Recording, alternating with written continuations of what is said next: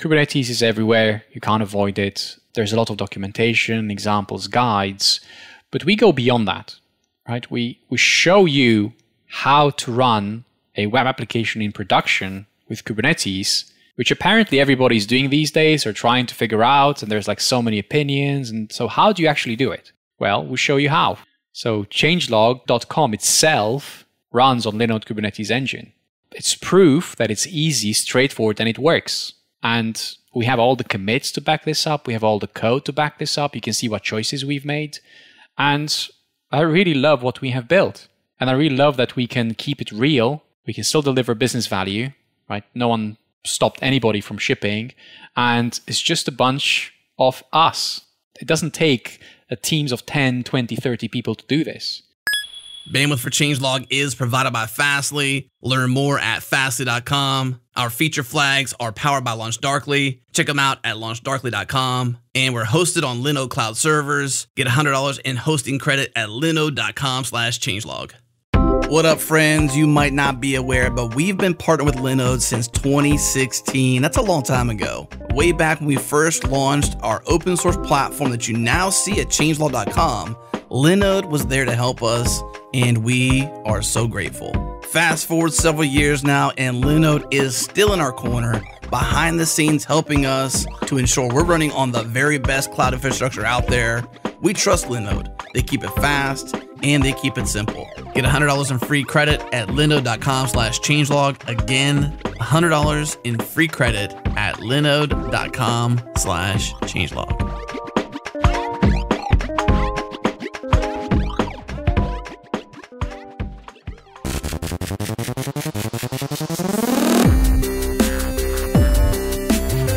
What's up? Welcome back, everyone. This is the Changelog, a podcast featuring the hackers, the leaders, and the innovators in the software world. I'm Adam Stacoviak, editor-in-chief here at Changelog. On today's show, we're talking with Gerhard Lazu, our resident SRE, ops, and infrastructure expert here at Changelog, about the evolution of our infrastructure, what's new in 2020, what do we plan to do in 2021, and what are we using today. The most notable change, well, we're now running on Linode Kubernetes Engine, LKE. We even test the resilience of this new infrastructure by purposely taking the site down live on the show, but that's near the end, so don't miss it.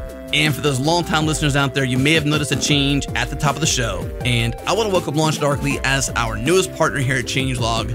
They'll be powering our feature flags. Check them out at launchdarkly.com. All right, let's do the show.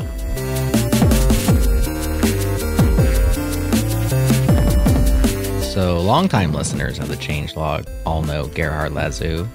Recent listeners, maybe not so much. If you've been listening back to last December, you've heard Gerhard's voice before as he went to KubeCon and had some awesome interviews late last year.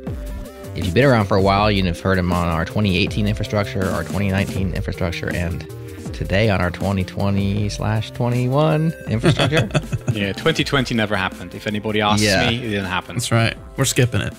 For those who haven't heard about you, Gerhard, from our perspective, maybe we consider him our SRE for hire, our remote infra guy that we call when we need help. And he's been helping us for many years. We appreciate you for that. For the brand new listeners, Gerhard, what's your background? Where are you coming from? So the one thing that I really, really enjoy is infrastructure. Even more so breaking it, understanding its limit, and then putting it back together. It's just this need to understand how something works at a very deep level, and then taking all the building blocks and putting them together much better than they were before. That's what we've been doing with changelog.com infrastructure for many, many years. Yep. Half the stuff you don't even know, right? That's been going on. That's right. It was all for the best, trust me. Like, we took many systems apart, we put them together, we tried different components over the years. And I feel that right now we are in a very good place. I mean, as challenging as 2020 was, we managed to complete our migration to Linode Kubernetes Engine. For the listeners from previous years, we have been running on Linode for many years now. They have an amazing infrastructure, an amazing service, and we have a great relationship with them. And they somehow managed to keep things simple, even with all this complexity. So over the years, we had different setups, but right now we settled on Linode Kubernetes Engine. It's simple. it's performant, it allowed us to do many things very quickly, and more importantly, it sets us up for a great future. Yeah, so to go back just a little ways, back in 2018, we were running Ansible scripts and Concourse CI. You can go back and listen to that episode. We've done one of these per year for the last 3 years. This is our third annual infrastructure episode. 2019, we replaced that stuff with Docker Swarm and a few other goodies that I can't recall off the top of my head, but Gerhard knows inside and out. And these infrastructure setups all come with an accompanying blog post, open source code, like how we did the decision making. So that is also going to be a companion to this episode, is Gerhard's annual blog post. For 2020, we wanted to move from Docker Swarm into Kubernetes, which is really the goal and what we've accomplished here in October. We accomplished it before October, but here we are in October talking about it. So tell us about where we were last year and the things maybe the things lacking from that setup, things that we wanted, and how this transition is accomplishing some of those goals. I think that's a really good place to start, because last year, as exciting as it was to roll out that infrastructure for 2019, we were using Docker Swarm, and the big difference was that we didn't have to install Docker, we didn't have to do any of that management, because it came with the operating system. We were using CoreOS at the time, and CoreOS out of the box, it just had Docker, so we didn't have to install it. So there were fewer things for our scripts, right, our Ansible to do, and we could switch to something like Terraform, and we could worry about basically managing not just the VM, but also integrating with the load balancer in Linode speak. And it was a much simpler configuration. But it still meant that we had a single VM, and some might frown upon that, like why single VM? But looking at our availability for the entire year, it wasn't that bad. And any problems that we had were fixed relatively quickly, except one. We may go into that later. But for the entire year, our uptime was just under 4 hours. Sorry, we had downtime less than 4 hours. That was pretty good for a single VM. So it just goes to show that some simple things can work and you can push them really far. And I know that Jared is a big fan of simple things because they're easy to understand. When something goes wrong, it's easy to fix it. And we were I know that Adam was very excited about us going to Kubernetes. We wanted to do that for a while, but the time wasn't right. And it wasn't right because Linode didn't have a simple one-click Kubernetes story. You had to do a bunch of things. You could do it if you really wanted to, but it wasn't easy. And then in 2019, at the end, November, the magic happened. Linode Kubernetes Engine entered beta. I was at KubeCon. I met with Hilary Wilmoth and Mike Katrani from Linode. We gained access to Linode Kubernetes Engine. It was in beta. And with one command later, we had a 3-node Kubernetes cluster. And that was really simple. That was like the experience that we wanted and were waiting for. And once we had that, things kind of flowed from there. It was really simple to add all these other components. Now, compared to what we had before, we had to worry about, I suppose, the migration from CoreOS to Flatcar, because CoreOS became end-of-life, right, with the acquisition of CoreOS by Red Hat. So we had to do that migration, and we knew that the end of life would come. So rather than doing that and continuing with a single VM, Docker Swarm complications, we went to something simpler, which was Kubernetes, because we had this one API and we could provision everything, which meant less terraforming. We didn't have to provision node balancers. We didn't have to create volumes and then attach them to VMs using Terraform. We didn't have to do any of that. So this Kubernetes API would do all those things for us, which meant that it was a much simpler system to work with. Now, when you say something simpler, probably alarms go off in people's heads because they think Kubernetes is simpler because Kubernetes has a reputation of being very complex, not simple. Do you think that's not true, or are you talking about from a different perspective it's simpler? I think there is complexity in everything. So even if you have a single VM, some things may be simpler, but other things will be harder. So the trade-offs which you're making about packages, how to install them, where to get them from, volumes, as I said, formatting, how to format them, all those things you need to do.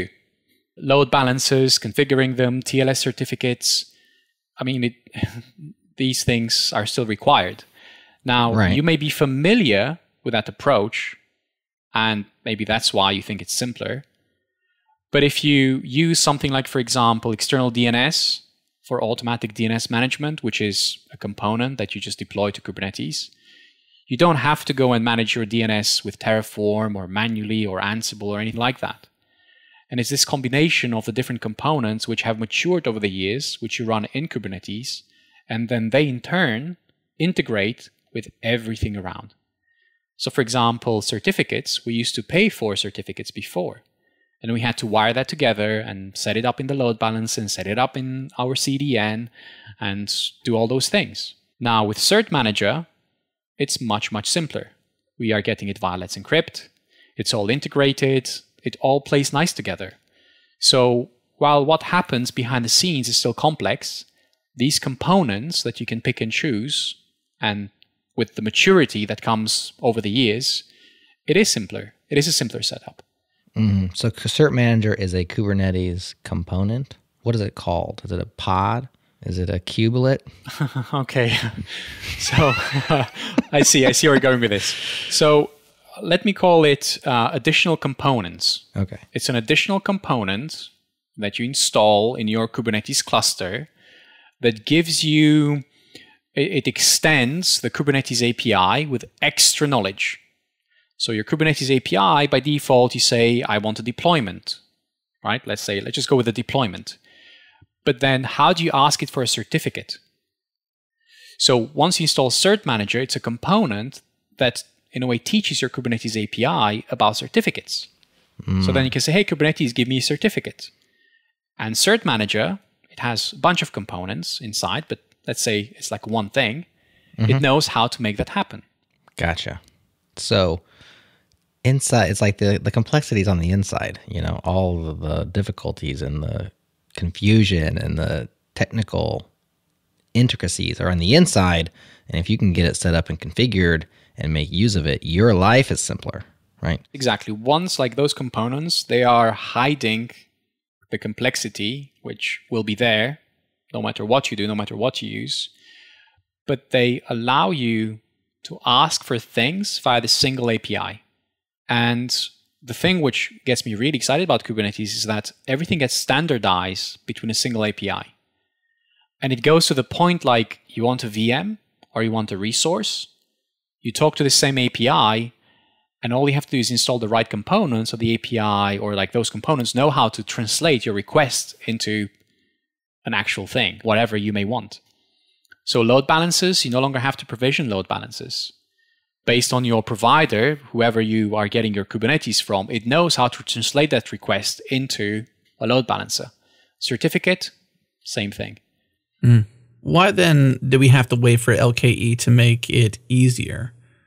And I guess it's sort of a loaded question to some degree, because like every cloud needs to have its own Kubernetes engine. They have their own fork of it or version of it that sort of runs natively in their environment. It's probably because it needs to plug in certain places. But we had to wait for LKE to make it possible. Like you had mentioned, we can use Terraform beforehand and Ansible and sort of do it ourselves, but LKE made it, I suppose, easier on Linode. Why is that? So first of all, the most important thing when you start off your Kubernetes journey in production, you want to manage Kubernetes. And what it means is that you want updates to be applied automatically. You want the control plane, which is the API component itself. You want that to be set up separately from everything else. And you just want to consume this API. Not only that, but you want your Kubernetes cluster to be integrated with other things that that provider has. For example, node balancers in the case of Linode. And while you can install all those components, it's like cobbling it together. So you want the vendor to give you an API that is already pre-configured with a bunch of things. Not only that, but when there are updates, you want your vendor to just take care of them. You can specify when you're okay to get updates, and you want to specify maybe which versions of Kubernetes you want, like do you want the latest one, or do you want to be more conservative and stay behind? But you don't want to worry about updating the infrastructure. When it like the core infrastructure, so to speak. So in our case, we had to update CoreOS, right? That was like our responsibility to update the VM. Right. But with LKE, we still have to do it in the sense that we have to run the command, but that's it. We run one command, it will do it for us. And I'm hoping that not too far away from today, not too far in the future, LKE will be able to update itself based on a schedule. I mean, that would be the dream, right? So that the vendor will keep the API automatically updated, all the right versions for us already deployed, and then our responsibility become the components that we add on top and inside of this API. As I mentioned, Cert Manager, Ingress Nginx, and a bunch of other things that we use. Yeah. It's like for any application, there are N concerns that must be taken care of. Like Gerhard said, like these things have to happen, right? Like your DNS has to happen. Your certificates have to happen. And every application has its own number N. Maybe ours is 100. It's a pretty simple application. Maybe somebody else's is 1,000 things or 1,200 things, whatever it is. And the more of those you can take off your plate and onto your hosting provider's plate is just a win, right? It makes it more achievable for you to manage less and then to manage more. And if you were just building your own Kubernetes deployment on top of a VPS or on top of something that's not LKE or a Kubernetes engine, there's a whole bunch of things that you have to take care of now that you'd rather not, because maybe it's not your domain expertise, maybe it's just a huge time sink. And the more they can do, probably better than you can do it, the better off you are. Makes sense. That's right. Another thing which, again, I'm making many assumptions here, but I'm going to mention this, is the whole declarative nature of Kubernetes. You tell it what you want to happen, and it has this like way of describing things, and it will just make it happen. So I don't have to tell it how it needs to get the certificate. I just tell it, these are the credentials, you just make it happen. And by the way, when it expires, I don't care. I just want you to renew it, because I never want an expired certificate, right? So always keep my certificate up to date. The same thing would be true for some of our services. I think that's where we are going next, in that we want this automatically updating thing, like updating system. So you want to automatically, for example, update PostgreSQL. Well, how can you do that if it's like not a managed service, or if the component doesn't know how to update itself? So that's like another way that Linode, for example, could help with, we know like their managed database service, in that if we can provision those via the Kubernetes API, which I'm really hoping we will be able to, then we can offload that responsibility to Linode again.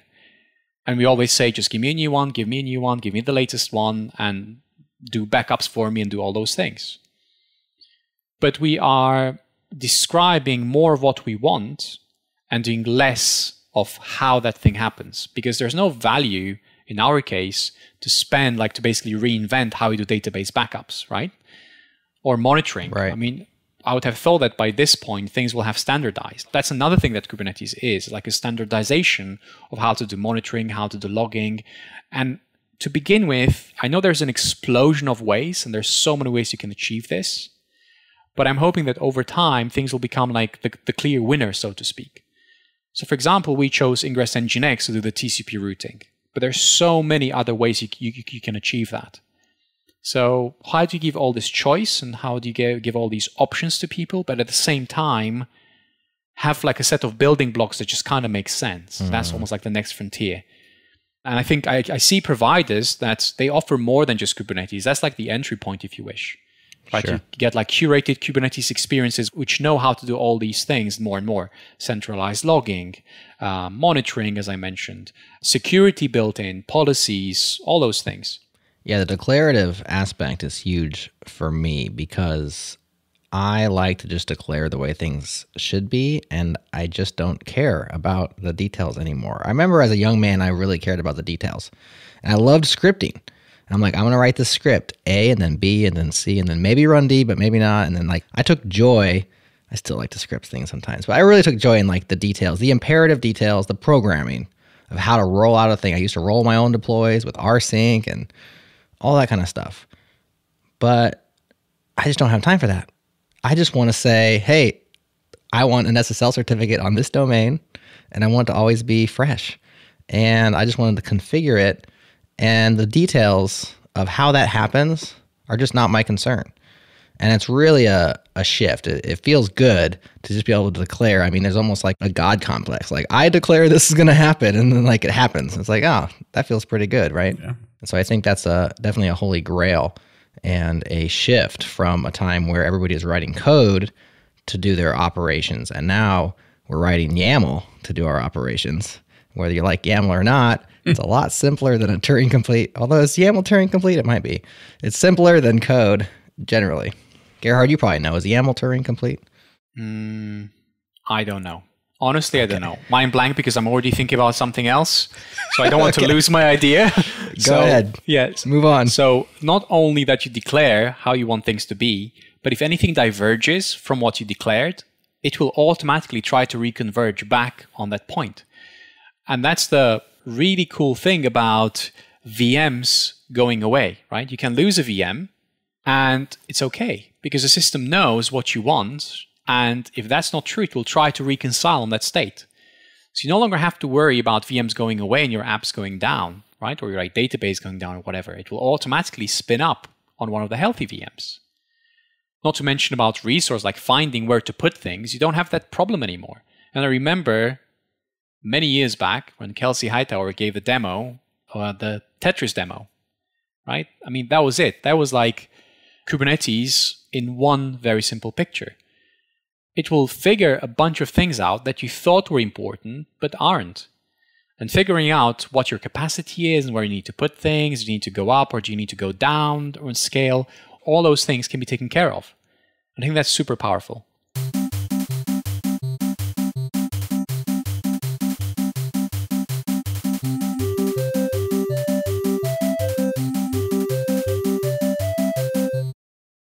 This episode of The Changelog is brought to you by Teamistry.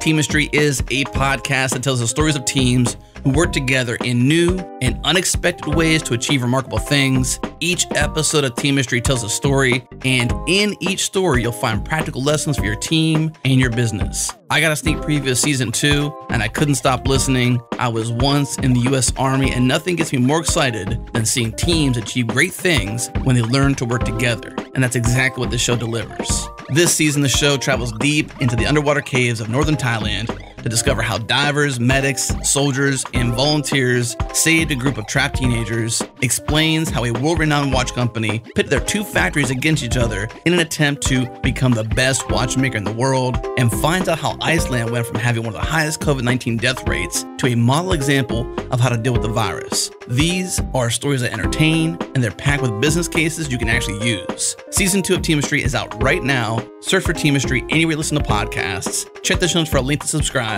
and many thanks to our friends at Teamistry for their support.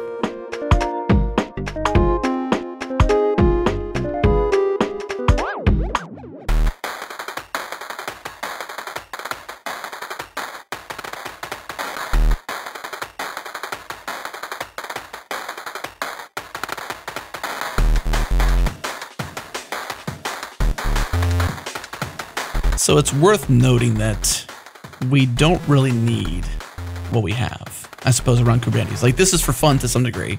One, we love Linode, they're a great partner. Two, we love you, Gerhard, and all the work we've done here. We don't really need this setup. It's about, one, it's about learning ourselves, but then also sharing that. So obviously, Changelog.com is open source. All the code is open source. So if you're curious how this is implemented, you can look in our code base. But beyond that, I think it's important to sort of remind our audience that we don't really need this. It's fun to have, and actually a worthwhile investment for us because this does cost us money. Gerhard does not work for free, and it's part of this desire to sort of like learn for ourselves, then also to share it with everyone else. So that's fun. It's fun to do. There's something which I would like to add here, and I would like to answer the question of how does this help you, a changelog listener. So Kubernetes is everywhere. You can't avoid it. There's a lot of documentation, examples, guides, but we go beyond that.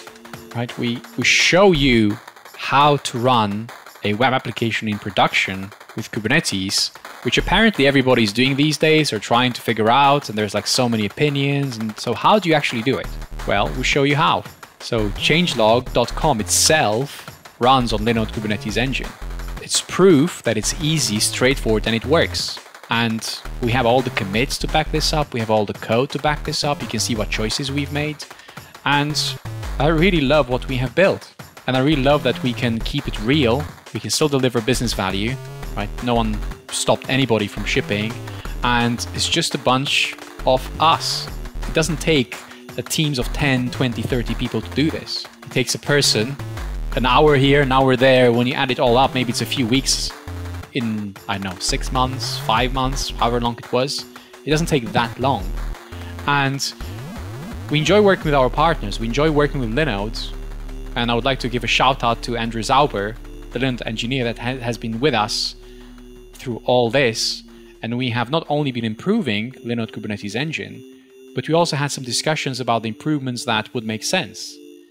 Maybe things that weren't as obvious until we started using it, or like a bunch of people starting using it and giving all this real world feedback.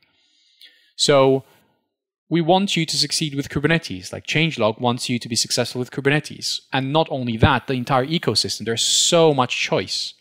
And we haven't made the best choice, but we made the choice that makes sense for us, given our constraints. And it works. We are transparent about it.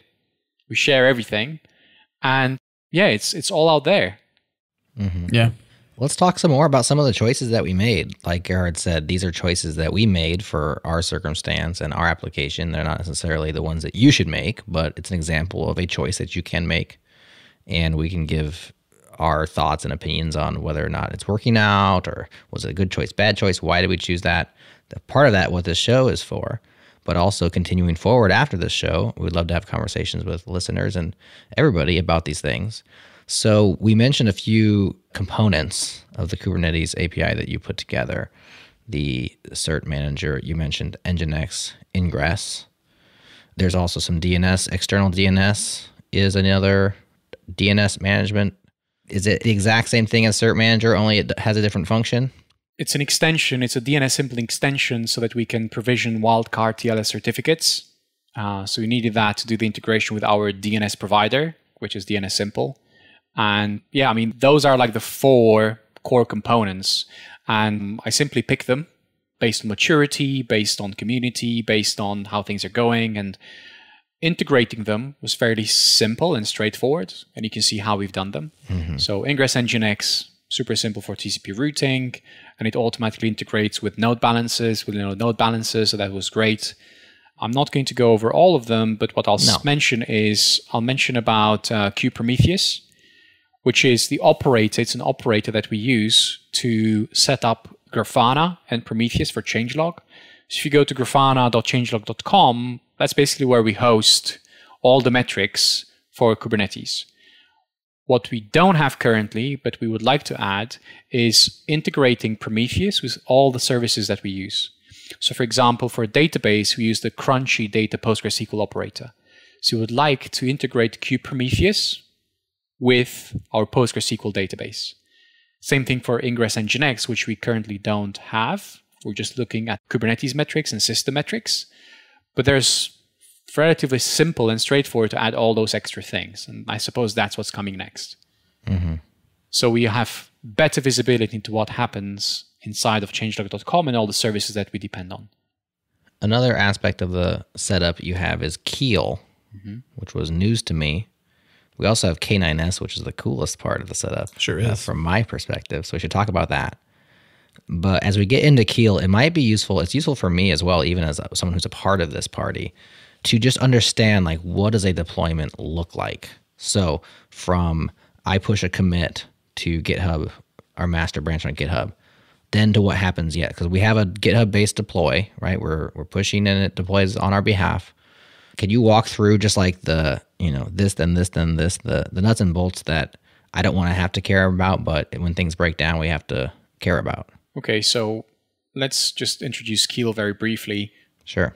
Keel automates updates of Helm deployments or daemon sets or stateful sets or deployments. So when there's an update to an image or to something, it will automatically update, or it can update based on certain rules, whatever's running in Kubernetes.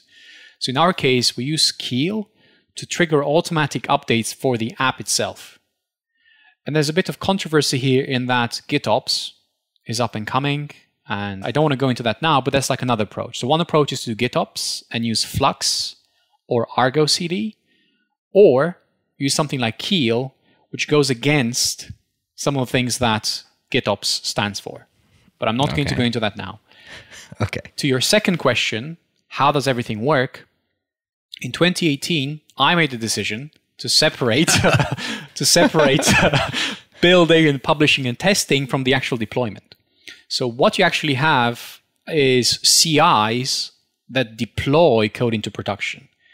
And I think that is very dangerous and very wrong, because your CI has the keys to your production environment. And I wouldn't do that. So our CI stops at publishing images to Docker Hub.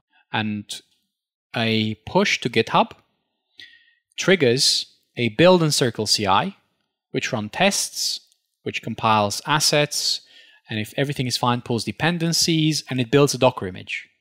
And the last step is to publish the artifact, the Docker image or the container image, to Docker Hub. And that's it. That's where CI stops. Now, what we used to have before, we had this very simple loop that would continuously update the Docker service. Super simple. If there's a new one... Was this like a bash while one kind of a thing? That's it. That's exactly, it was like 3 lines of code. Super simple. Okay? So Keel is a bit more complex than that, but the principle is very simple. Because why wouldn't you want to run the latest version of your app that passes all its tests, has all the dependencies in production? I mean, why wouldn't you want that? I can't, like, that's what we want, right? Like, you want your commits, if everything is fine, to go into production, right? That's what you want. So, like, maybe the only time I think you wouldn't want that is, like, what if it mismatched your database schema or something, and that was unable to resolve, and then you like want to roll it back, but you wouldn't know that till you rolled it out. So of course you want that. Yes.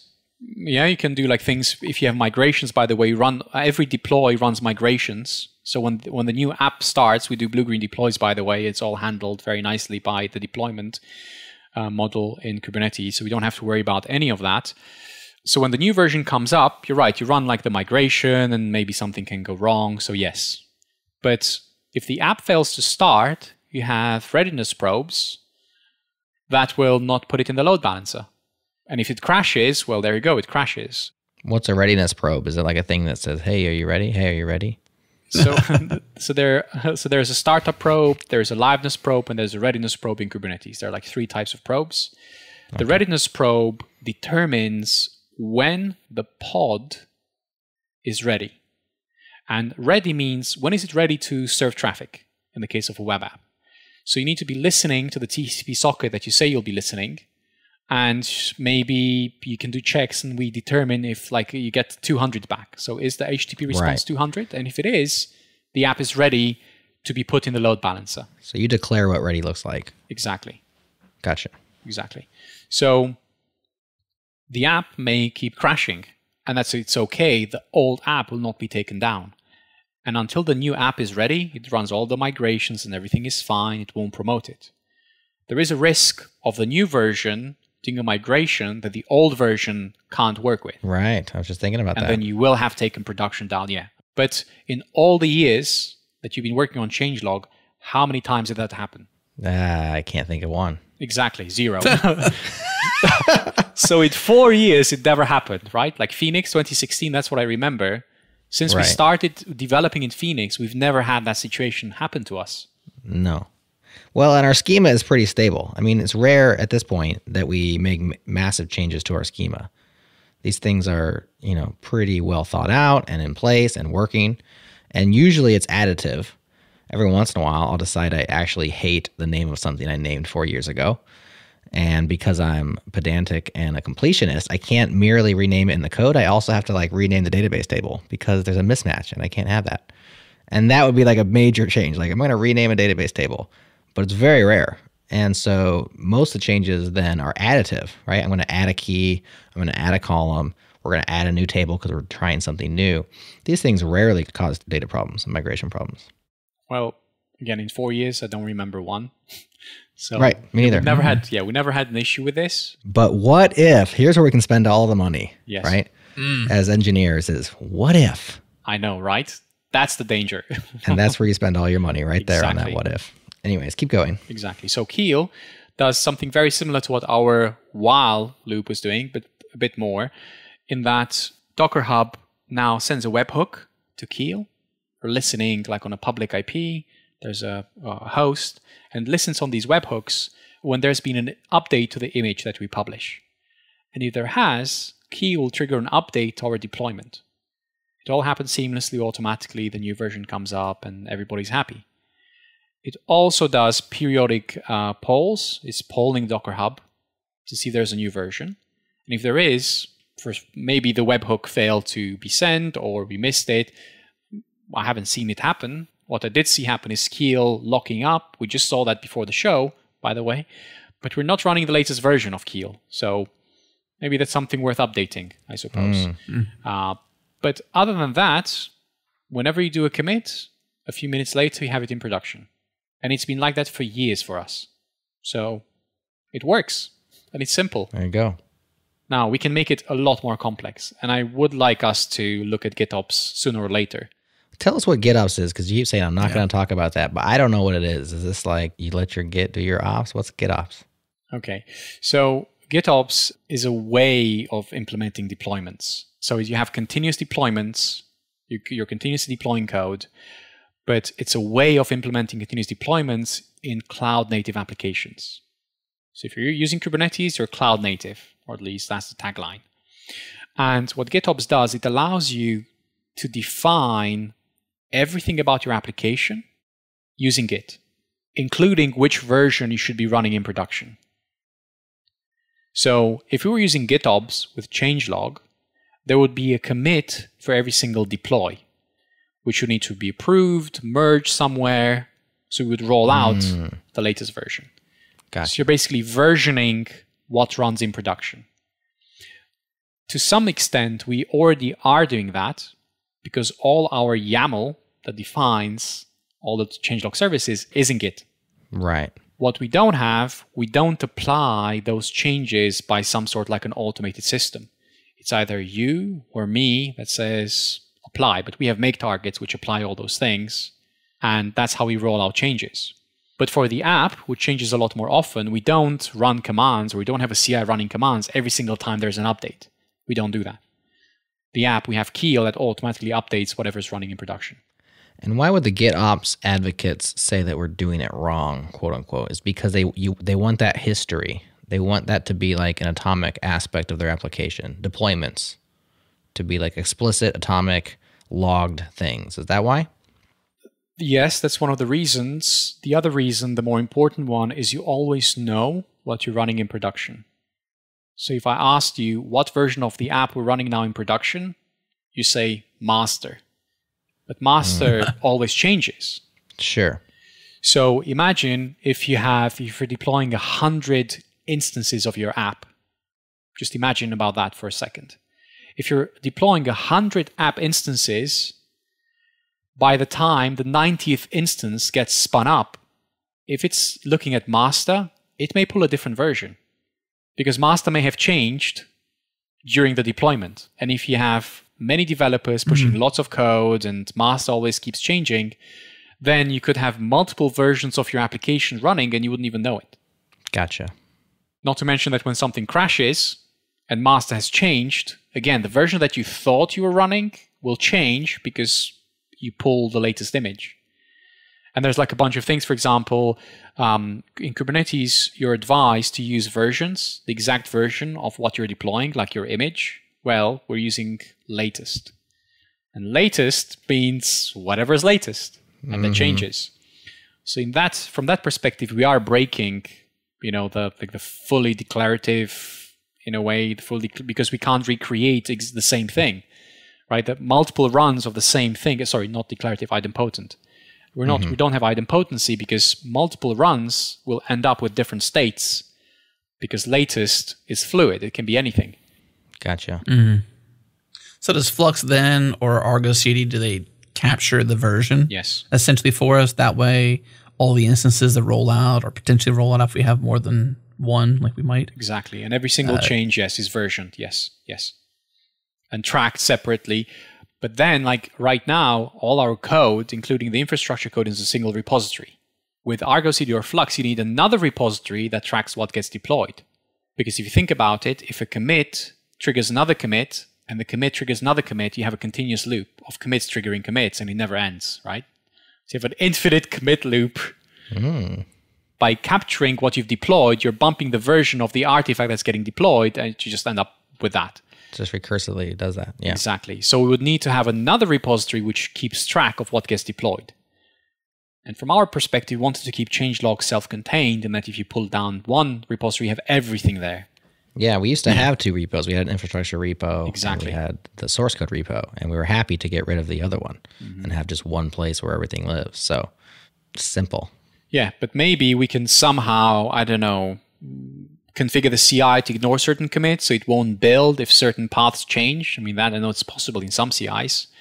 And then we can also maybe do Argo or like Flux, whatever we choose, to maybe not deploy every commits, maybe be a bit more selective. I don't know. But maybe we can exclude, like basically we can break this infinite loop. Yeah. So does a new version get spun up every time there's a new push to master? So if I'm working on something and Jared's working on something and we just happen to push in similar time frames, his push triggers a new version in this, GitOps world. His push initiates a new version, mine does too, and obviously latest in would be the latest version eventually to get to my version if I'm after Jared, for example. So if Jared commits, then I commit, and there's two new versions that's going to roll out, but mine being the latter one will be the latest version that's rolled out. So it'll eventually just get to it. So there's a time frame potentially even in there, right? Because you have to sort of initiate or stand up 2 different versions, roll that one out, and then roll the next one out. Is that roughly a scenario? Is that how that works? That's how ours works, right? Right. Ours works exactly the same way, but basically key will trigger multiple deploys. So every push to go through the pipeline takes a few minutes. Yeah. So even if they enter the same time, and we don't have parallelism, so we do like one build at a time. So you have what your Jared's build in your example goes out, gets deployed. A few minutes later, your build arrives and goes out again. So you'll have 2 deploys within the span of a few minutes. But right now we have a single app instance, right? So we don't have like multiple apps running in production, and there's like reasons for it we don't need to get into now, but we have only one app version, one app instance running at any point. If we had 100 app instances, which were running across, let's say, 10 hosts, 10 VMs for scalability reasons, which again, we don't have, but what if, to go back to what Jared was saying, then we may have problems. Yeah. We're solving our problems, not everybody's, but we're at least showing that it's possible, I suppose, and aware that we can, not so much that we need to. Yeah. Which is important. Yeah, I mean, we chose Keel because it's really simple. I mean, a lot of choices which we made is because it's simple and it suits us. And I would argue that it would suit the majority. Unless you're like a really big team with like a really big Kubernetes deployment and investment and all that, then you may need to do things differently. More certainly than not. But if you're like a small team of, let's say, up to 10 people that have a bunch of apps, this may work perfectly well for a long, long time.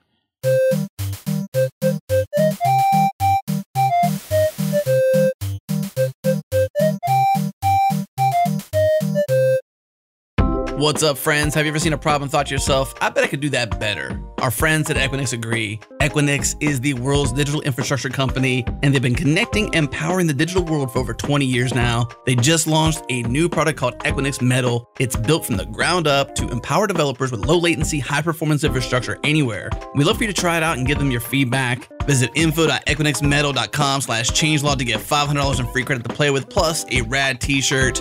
Again, info.equinixmetal.com/changelog, get $500 in free credit. Equinix Metal, build freely.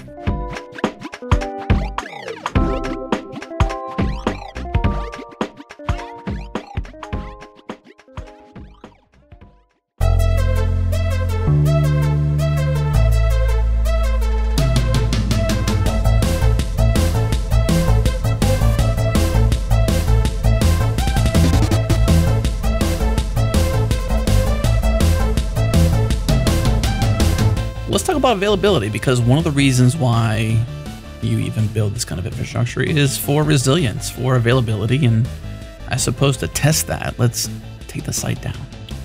I love that idea. I think that's the best idea we've had all evening. I think so too.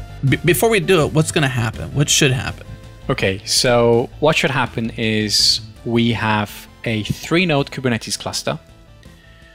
The application and the database are running on one node. They're close together.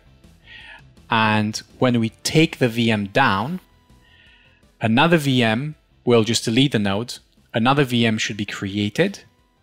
And in the meantime, the website, the app, should migrate in the database from the VM that was deleted onto one of the other 2 VMs which are still running. Okay. And I say VMs because it's Kubernetes nodes. We have 3. So we delete one. We expect Linode to recreate the VM, reprovision, like notice that, hey, there should be 3. There's only 1. And in the meantime, we expect the website to be recreated on one of the other 2 VMs and the database, and everything to be back together. That's what we expect to happen. Okay. What are the odds? What are the odds? Where are you sitting? How many 9s are you thinking this is going to work?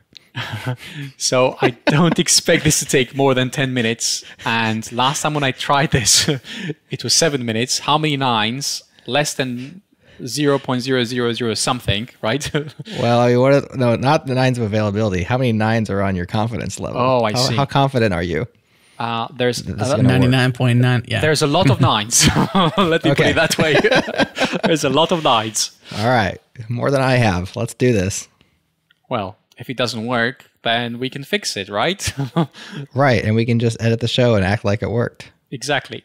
But no, I think we should leave like the real thing, right? With like proof how long it took and all that. So listeners, listen closely. There will be no edit stops here. There'll be no breaks. Okay. So the nodes. Here we go. And let's do this. Okay. B29D. Let's go to nodes.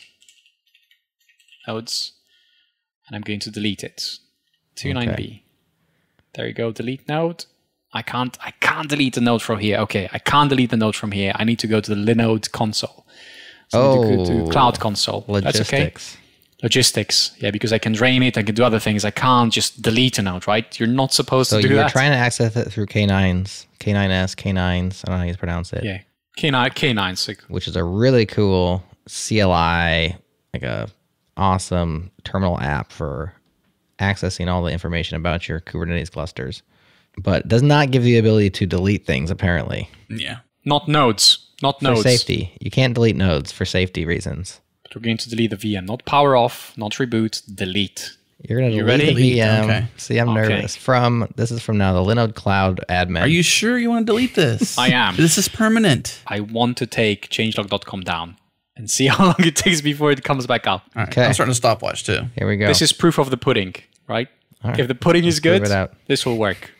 All right, here we go. Ready? Delete. Boom. The VM's gone. Stopwatch started. We'll see. I expect to get an email from Pingdom here very shortly. Yep. It will take a minute. As well as a push notification to my watch. Mm-hmm. Walk us through why the 10 minutes. What's the window there? Why is it roughly 10 minutes? Why is it not more than 10 minutes? What's kind of happening behind the scenes now? So behind the scenes, the VM is going away, being deleted, being stopped, going away. The app will stop working. And it will take a while for the Kubernetes to figure out that the node is not healthy. So we can see that the node is still ready, according to K9s, according to Kubernetes, but we know that we have deleted the VM. It will take a while for that to be deleted. And when it's properly gone, when it's no longer there, like the physical VM has been powered down, we expect Kubernetes to try to respin or to recreate the app on another node that's healthy and ready to go. So it's still up, right? We said delete VM. It's red. We can see it. But has it actually been deleted? I just got a notification from Pingdom that we are down. There we go. So now Kubernetes confirmed that. We no longer have the node. So now what's going to happen if we look at the deployment, if we look at the app, there we go. It's down and it has not been created anywhere. So what's the reason? It's persistent volume claim, a reference to a persistent volume in the same namespace. I think that's okay. Minimum replicas unavailable. Where are the events? Let's see. Let's go to event. Pulled. Everything's fine. 95 seconds ago. I pulled all these things. Still fine. Still waiting. It's not a problem. Let's see. Maybe at pulse. Oh, there you go. Warning. Attached failed attach volume. That's what we're waiting for. So multi-attach error for volume PVC. So this volume is already attached to another VM, the one that we deleted it. So it's got to detach it. Exactly, before it can reattach it to another VM. And that takes some time. That takes some time, exactly. I don't know. Well, last time when I tested this, it took 7 minutes end to end. In 7 minutes, everything was back up. We're still down, by the way. So answer this then. I go to changelog.com right now and I get a 503, a service, service is down essentially. It's not available. Right. But via ping in the terminal, I'm pinging changelog.com. I'm still getting a ping. Is that the node balancer? That is node balancer, exactly. Yeah. Not only that, but we're hitting Nginx, right? So we have Nginx deployed on every single VM, on every single Kubernetes node. So we have 3 instances of Nginx ingress. So you can get to node balancer, you can get to Nginx, which runs in Kubernetes, but you can't get to the application. There's no application running, so it can't service these requests. So you're getting 503s. So this is a lot like chaos engineering here, only we are manually introducing, we are the chaos monkey, and we are monkeying with ourselves while we record a podcast. So it's like a step beyond, like even more idiotic than chaos engineering is what we're doing right now. But so far, we think it's working. And so that makes us feel good. But it's just kind of hurry up and wait to see if this thing can get reattached and go from there. Yeah. We're 3 minutes and 40 seconds in, according to my stopwatch. So Gerhard, we had a downtime. So the difference between this and our old setup is this is going to auto heal as long as it works as advertised. Whereas last year, we had a downtime which lasted multiple hours where it got into a state that it was never going to, it doesn't auto heal. Like I had to basically drive home and get a hold of you and figure it out. You want to tell that story a little bit while I wait here? So last year, what happened, the Docker service basically under which we had a single VM back in the day, and we were running Docker Swarm on a single VM, and the Docker service was not configured to automatically start. I was expecting, to be honest, for the operating system to have this essential service by default started, but that was not the case. So we had to manually start the Docker service so that everything else would basically come back up. And that was the problem. Right. Obviously, we fixed it since, but the Docker service, the Docker daemon in that case, was not running, meaning that there was no changelog app, no database, none of those things. Right. And that Docker service wasn't managed, or was supposed to be managed by CoreOS, but wasn't being, or something like that? It wasn't configured to automatically restart when the operating system restarts. So what can we see here is now we can see that the volume failed to mount after it failed to attach it. Now it attached the volume, so we can see that both the database and the application have the volume attached. And what I expect to happen very soon, the application to spin up. We can see the containers creating, both the application and the database. And we can see they tried to create it for 3 minutes and 40 seconds. It tried to, basically it was aware, that's when it started being aware that, hey, I have to recreate this pod, the app pod and the database pod. So 4 minutes, container creating, let's see what's the state of it. If we describe it, successfully signed, the multi-attach was fixed. So let's see if we look at the logs, there's nothing there. Database backup, still container creating, we're in container creating. This one's ready now. It has just a readiness probe. Let's see what state it's in. Still container creating. The database is already running. That's a good sign. There we go. We have PostgreSQL. I'm a secondary and I'm following a leader. So this is the leader now. The leadership changed. We have, anyways, I'm not going to go into the details now. No, I like this. I feel like you could be a play-by-play commentator. This is like sports announcer. That's right. This is like the radio when you're trying to listen to the game and you have no idea what's going on and he's telling you which direction they're running. You're over here telling us exactly what K9s is reporting back. That's right. Here on K9's radio. And Adam and I have the advantage of the visuals here. And the listeners are like, what is going on over there? Yeah, the website's still down. Here's what's going on, listeners. The website is still down. And Gerhard's trying to give us confidence here. Yeah. That it's coming back up. It's coming. I have confidence in this. All I have to do is just basically, let it play out. I know the right thing will happen. It will reconcile. Running. There you go. The app is up. Yes, baby. The app is running. 5 minutes later, according to this, how much do you have, Adam, on your stopwatch? 7 minutes. Ooh. Are we back up? I don't see it up on my side. Pingdom hasn't told me yet. Okay.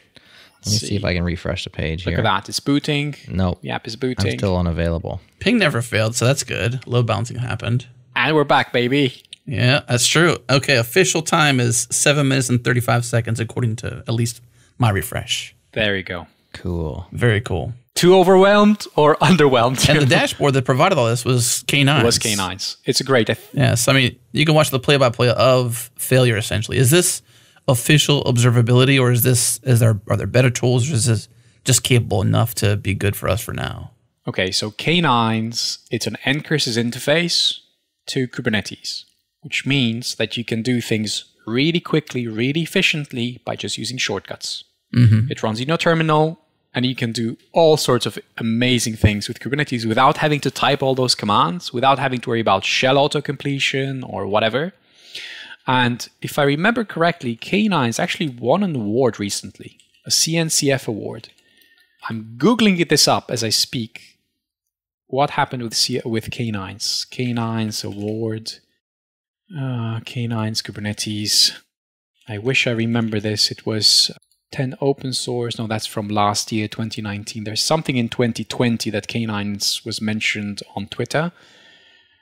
2020 K9's grant. No, that's something else. I know Jared logged it at the tail end of 2019. Logged it just recently again. And then again this year whenever you had a chance to play with it. Yeah, I had to log it again because I started using it finally. And I was like, oh yeah, this thing is awesome. And so I logged it again after Gerhard showed it to me. Great to see pods being scheduled quite a bit. Uses a lot of CPU. There was something here that was mentioning the K9's once something was recognized, like the developer, K9's developer for something. I forget the exact detail.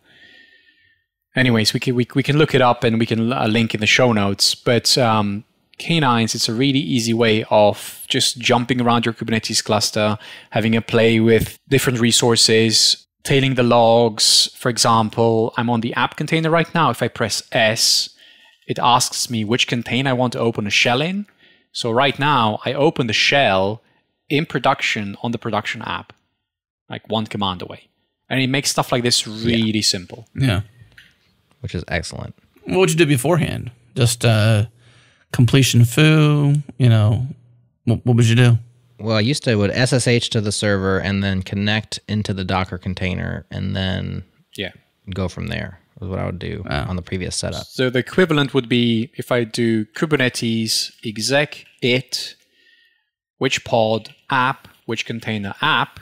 So this is what I need to run. And then what do I want to exec? Well, maybe it will, you must specify unleash command, so bash. So this is what I would need to do. Deprecated exec pod. So I need to do, there you go. I need to do -- pods not found. So what's the name of the pod? Let me go back out because the pod, there you go. It's this basically. It has like an... You gotta find the pod name, That's what I need to do to... It's a very visual dashboard to Kubernetes essentially. Oh, no, hang on. I know what the problem is. The problem is that I need a namespace. There you go. It's stuff like this, right? They need to be in the right namespace. Heck with that. Shout out to Ferdinand Galeana, aka Derailed on GitHub, the author of K9's. Super cool tool. Thanks, Fernand. We appreciate it. Hey, it looks like he offers corporate training for Go and Kubernetes. So there's your shout out, Fernand. Awesome, Gerhard. Well, the availability is back. Now, you mentioned last year we had almost 4 hours of downtime. We just experienced 7 minutes of downtime here. Which we should deduct from our actual downtime too. But how are we doing so far this year? We're doing much better. Definitely. So last year, 2019, we had that pretty bad downtime due to the Docker service. That was actually almost 2 hours we had of downtime due to the misconfigured Docker service. So for the whole 2019, our availability SLI was 99.96. So 3 9s and a 6, which means that we were down for 220 minutes for all of 2019. We had 50 micro downtimes, and that has to do with how the Docker does the promotion for different, like when it does like blue-green. So all in all, we had almost 4 hours of downtime. This year, 2020, with the LKE migration, which we started way back when, I don't know, January, February was ongoing. April, we had a bunch of stuff already migrated. We had that use case with Rob Yogel, and we had already a parallel deployment on LKE. And then we completed everything, I think it was in July or August when we were through. So while this was happening, including the migration, okay, it's 2 more months to go. We were down for 68 minutes all of 2020. So that means we're just below 4 nines, 99.988, something like that. That's where we are. And half of the downtime was because of the migration. There's an interesting story there. Right. It had to do with the slow DNS propagation when we switched over. We hit the Let's Encrypt cert request limit because the DNS wasn't fully propagated, which means Let's Encrypt was throttling us. And when the DNS did propagate, we couldn't get a certificate fast enough. I'll have to email Josh about that, Jared. Get that API limit raised. Do something for us. Yeah, come on, man. Let us hit that thing more. It was my mistake. It was a one-off. The reason why it was my mistake is because the TTL in DNS Manager, external DNS. The TTL in external DNS defaults to 1 hour. I have since changed it to 60 seconds. So had it been 60 seconds, I could have flipped back within a few minutes. But because it was an hour, once it goes out, you have to realize that DNS resolvers will cache it for 1 hour. Sure. So even if you change it, they will keep serving the wrong IP address. And that's why in some parts of the world it was okay. And I knew how to basically clear the DNS. But for most people, it was down. Don't you think a 60-second DNS TTL is pretty low for a normal scenario? Like, aren't people going to be hitting their DNS root servers more often when coming to our website versus a higher number? To me, it makes more sense that you would like crank it down when you're going to make migrations and then crank it back up when you're pretty stable. But is that just a thing that doesn't really matter in practice? In practice, it doesn't really matter. All the big names. Am I still sharing my screen? I am sharing my screen. Yes, you sure are. Yeah. So if you look at github.com, they have 60 seconds. GitHub.com, a single IP address, it's global Anycast, they have 60 seconds. So all the big names, they have a very low DNS TTL. What about Google.com? 60 seconds. Single IP address. Give me one What more. about Microsoft.com? Try Microsoft. Microsoft.com. They have a high one. I wouldn't be comfortable with such a high TTL. Because if you need to change it, right, when something goes wrong, and if you need to change it, well, the TTL is already out there, right? Yeah, but couldn't you just say, like, on your way up to a deployment, like, we knew we were going to roll this thing out. Like, part of your step is, like, we're going to lower our TTLs all down to 60 seconds, and then we're going to do our stuff. And when it's all done, we're going to raise them back up and let people hold on to that cache. I mean, caching's nice, man. It is, and that's why this is what we recommend that the TTL is, but DNS resolvers will implement theirs, and ISPs will implement theirs. So, and not to mention that if you have a router, like Adam has a very smart router, it has its own caching setting. Yeah. So it's turtles all the way down, and while you recommend 60 seconds, who knows what the different DNS resolvers will use. Some may use an hour, regardless what the upstream says. But what we care about is that at least the DNS that respect those settings will pick it up soon enough. In the big scheme of things, It's so small. I mean, the DNS requests are really a very small amount of traffic that goes through the internet these days. Sure. And what I would ask is, why don't we have instantaneous updates? And I think that's what some providers already have, like Cloudflare, for example. Like the big ones. Well, a rat hole. I was going to ask how they get that done, but we don't have to go there. I don't know myself, to be honest. I mean, it changes. Right. It's not something I keep up to date, but I do know that instantaneous updates, especially when something goes wrong, they're so handy to have. Right? What happens if the IP gets compromised or whatever? So many things that can happen. It's almost like safety release mechanism, if you wish. You know, maybe you won't need it, but when you will, it's good to have it. And there's nothing worse than when you really need it and you're like, well, we got to wait 60 minutes for this. And that's exactly thing. what happened last time. So And that's how you kill your nines right there. Not to mention that you need to wait, right? So you need to wait for an hour before the new TTL will be picked up. Right. So, yeah, you need to say, okay, I'm going to upgrade in 1 hour because that's how long it will wait for the TTL to expire before the new one will be picked up. And that's when your boss fires you. Good stuff. Well, with availability, though, comes some acronyms, right? Some new acronyms, at least. SLO, SLI. Did we have these before and I didn't know about it? Or is this like new to the world of... There's always a new TLA. The new TLA? 3-letter acronym. A 3-letter acronym. There's always a new 3-letter acronym. I see. 3-letter. Okay, right. I thought you meant like TLA, like the TLA plus. Okay, I was thinking about something completely different. I got you. So, did we have this before? I don't think we formally had it. Like, I know that when we talked about Jared, like how much downtime would you be okay with? Because the less downtime you're okay with, the more complex your infrastructure becomes. And he said a few minutes here, a few minutes there, it's okay. Right. So in this case, 7 minutes, it's okay. It's not the end of the world. We can be down for 7 minutes. It's not a problem. So when you look across the whole year, how much downtime are we okay to have? And that will become, in this case, our availability SLO.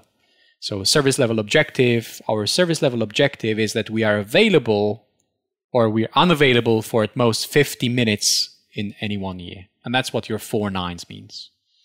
The SLI, the service level indicator, is where are we in those 50 minutes? And right now we are at 68 minutes this year plus an extra 7 minutes. So that's like almost like your budget. But that was rollout year. So 2021 will be the test. Of course, by 2021, we may be rolling out new stuff. So let's talk a little bit about things that we didn't do or things that we might do. And then we'll talk about how the listeners can get involved. What haven't we done here? What haven't we done? So the first thing that, as you know, I'm very passionate about is about logs and metrics. I think we need a better understanding of how the system works. While we have grafana.changelog.com and we have all the metrics from the Kubernetes side, from the infrastructure side, we don't have metrics from PostgreSQL, for example. We don't have metrics from our application, Phoenix. It exposes a lot of metrics. So we don't know what's happening inside of our app. Why is it constantly using 8 gigabytes of memory? We don't know that. It would be good to know that so that maybe we can bring it down, we can speed some things up. I know that we try to optimize, for example, queries, right? How fast pages load when they're not cached. Well, when a page loads, can we see a trace? This is where traces come in. Where's the most time spent in that request timeline? Is it the database? Is it the app itself? What's going on? The other thing that we would like to have is centralize all the logs. So I have Kubernetes and we can see logs for pods easily. K9s makes it super simple, but even if we didn't use K9s, kubectl, kubectl, they're there, but they will be gone once the pod goes. So can we aggregate all those logs? Before we're using Papertrail, but this is something that I wrote about last year, we'd like to try Loki out. We'd like to send all the logs to Loki.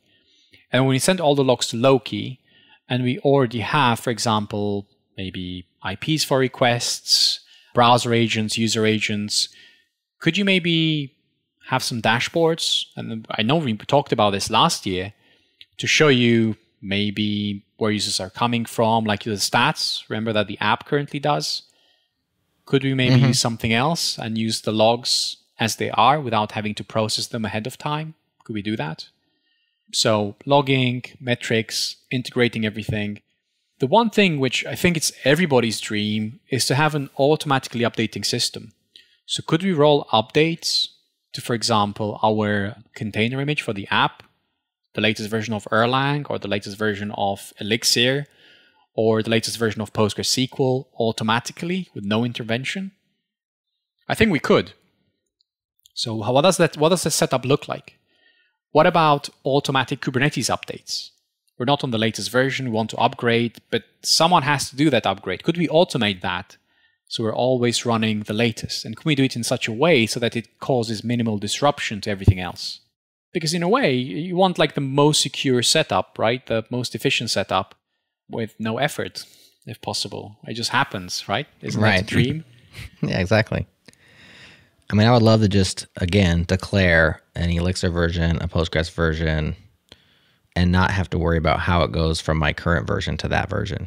I know, especially with Postgres, that can be very tricky with database backend migrations and stuff. Like the actual format of the data storage by Postgres can cause issues. But yeah, that would be super cool. And who knows, maybe we'll get there someday. Yeah. I mean, I think it's all within reach, to be honest. Like all these systems, once you declare them, once they are self-updating, self-healing, it's almost like the next step. We want like an automatically updating cluster, if you wish. And how will those updates happen? So for example, you may be okay to update to the latest patch of PostgreSQL automatically, but maybe not to the latest major. Right? Maybe you'd want to control when majors get rolled out. Totally. But for other things, like for example, Erlang, you may be okay because it's very backwards compatible and you will always want to have the latest. Right. And maybe you'd want to have canary updates. So like updates happen, but not in situ. So if something fails, you would like to know what the failure is so that you know how complicated this upgrade will be. It's almost like it will feel for you like, hey, there's a problem with this. You may not even have thought about this. Not to mention that you can then start consuming beta versions, right? And say, hey, I can't upgrade to this because, and then you can start feeding back into different development cycles. Like this is completely not working for us, or there's like this new feature which is amazing. Can you ship it, please? Would benefit from it greatly. So you can start consuming the latest and greatest in an automated fashion with little effort. And then you can have automatic updates like your phone does. Isn't that great? When you don't have to update all the 1,000 apps which you have installed, they automatically update. I think that's pretty great. Yeah. Right? Phones these days update themselves. Until they update on their own and they change their icon. And you're like, what happened? And then right. You're like, because that's the problem. This new icon is ugly. I like the old one. Yeah. And then you can't go back. Yes. I know what you mean. There's no going back either. It's futile. Well, I'd say one of the coolest things about this process this year, I think, has been the contributions back to LKE and to various open source things surrounding Kubernetes, and the work that you did there, Gerhard, getting us to where we are right now. I think it's really cool that we can use this as a necessary excuse to help other people and help open source software get pushed forward as well. So that excites me. I hope as we move forward, we continue to look for opportunities like that to work with open source projects and with providers to level everybody up as we use their stuff. I'm surprised it's taken this long to get Let's Encrypt in place. I mean, I know we had an SSL and it was set to expire, but like it's been out for a while and we finally have it in place in automation, which is awesome.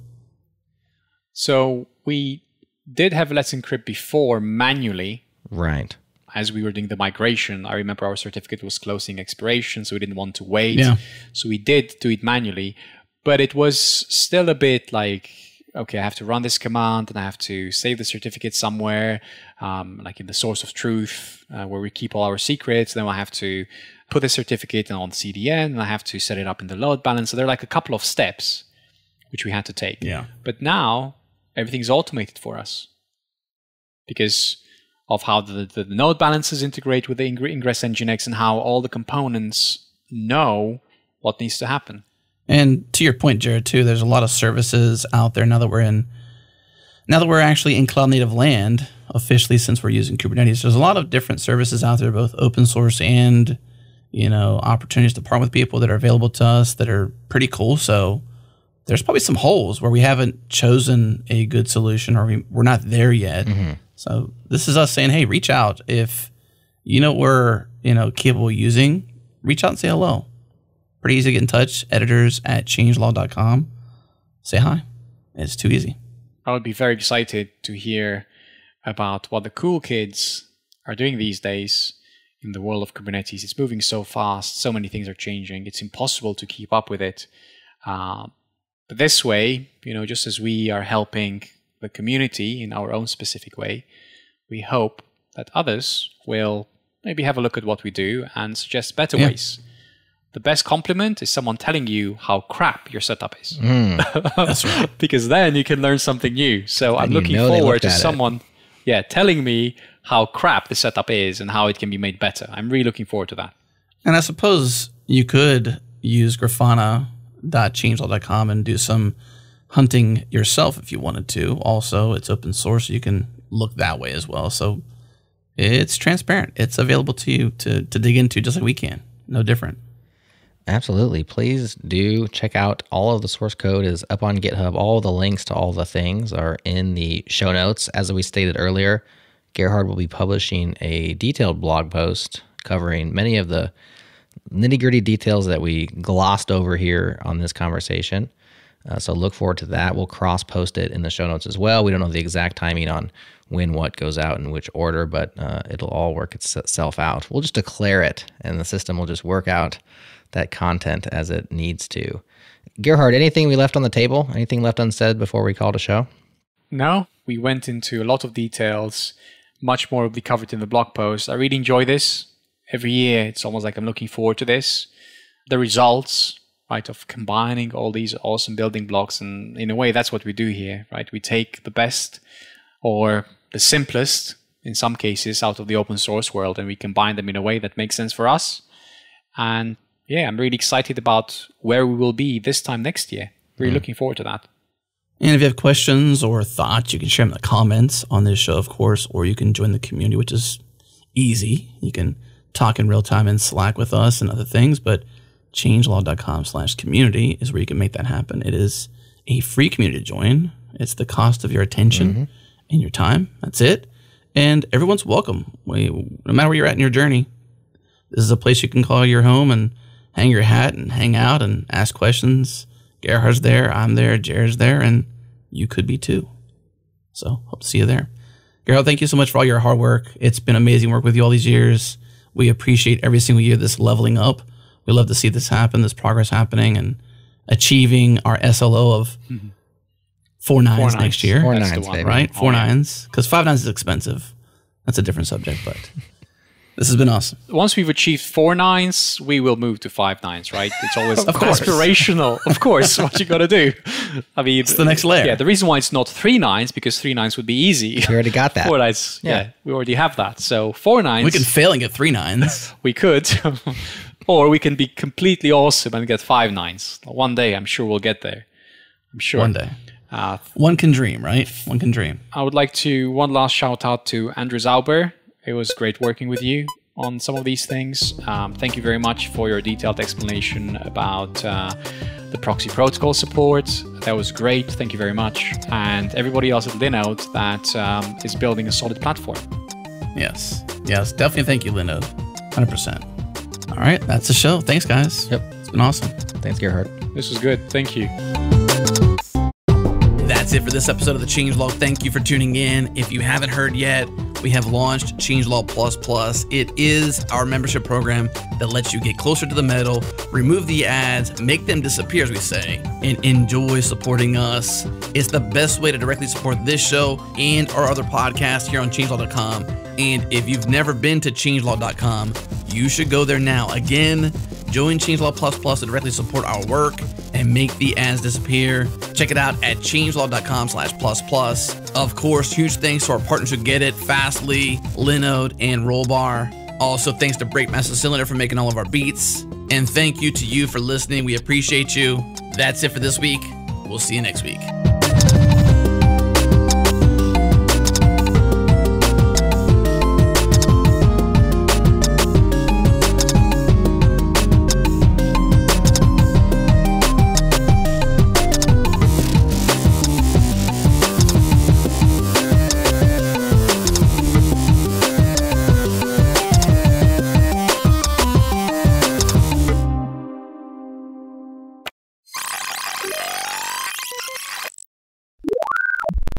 Real-time follow-up. YAML is not Turing complete, according to this Hacker News comment from January 2018.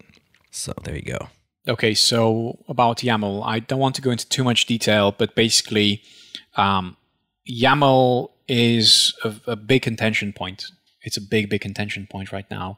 And there's something called Skylark. It's a programming language, if you wish, that you run inside YAML. It's really crazy. Wow. But it's something that sticks, and there's like JSONet and KSONet, and there's like so many ways of doing this, and everybody has their own way.